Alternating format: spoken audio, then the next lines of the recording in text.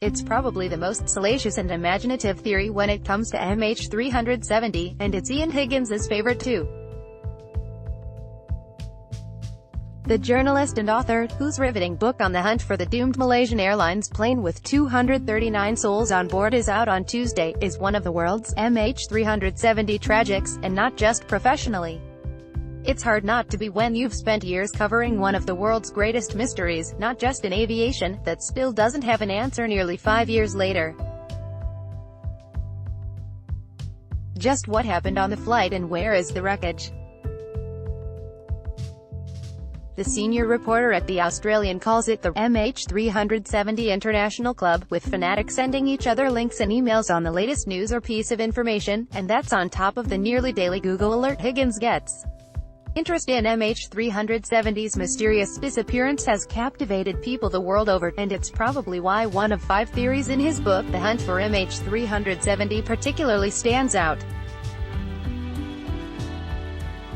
It involves an illicit affair and a meticulously planned mass murder by pilot Zahari Ahmad Shah to be with his mistress, who was waiting for him in a boat in the deepest, most unknown part of the southern Indian Ocean. There they would vanish without a trace and assume new stolen identities.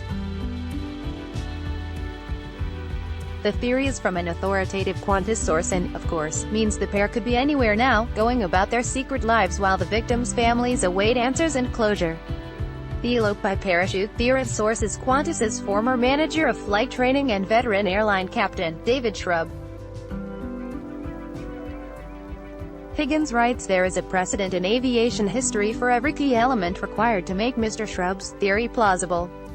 The theory details how Captain Shaw had enjoyed several mistresses over the years, but Rina, with her long, lustrous hair and sensuous figure, was the one who stood out. Rina had come into a handsome inheritance before she met and fell in love with a dashing airman while she was running the security scanners at Kuala Lumpur Airport. The love tryst couple decided on an elaborate plan to elope and secretly establish a new life in another obscure but pleasant Asian country, Higgins writes. He goes on to explain the captain used a criminal connection to get 2 stolen passports, and that on the evening of March 7, 2014, he packed his flight kit with extra warm clothes, a bright waterproof torch, whistle and parachute. The pilot had skydived in the past, so having a parachute would not seem that out of the ordinary if he was stopped. Once on board, Higgins details how Mr. Shaw did a number of things in quick succession, one of them being depressurizing the plane so everyone on board would become comatose from hypoxia or die. Stepping over the body of his co-pilot, he went back into the passenger cabin and systematically but quickly went through the passengers' and crew members' wallets and purses and emptied cash into a waterproof container. The theory reasons that Mr. Shaw would have wanted to contribute financially to the couple's future despite Rina's inheritance.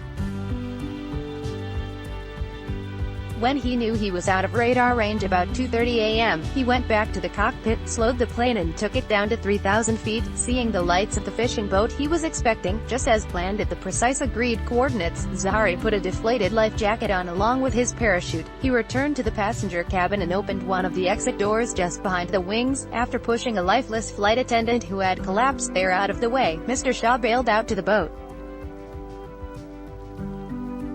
With Rina guided by the torch and whistle, within 15 minutes the love of her life was safely aboard and in her arms, ready to secretly elope overseas and start a new life, the cash from the inheritance secure in the hold. Why the theory works. After each theory is summarized in the book, Higgins explains its logic and precedence. That's my favorite theory, as well in a sense because it's the most imaginative, he told news.com.au. There are lots of others, but you can exclude them. Basically, we know a fair bit now to exclude things.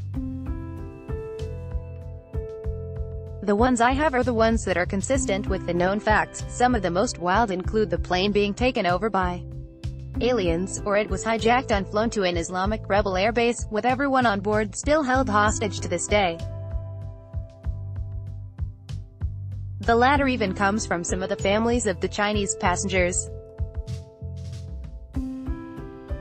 All of Higgins's theories but one include the Australian Transport Safety Bureau's search strategy that the ghost flight finished on autopilot.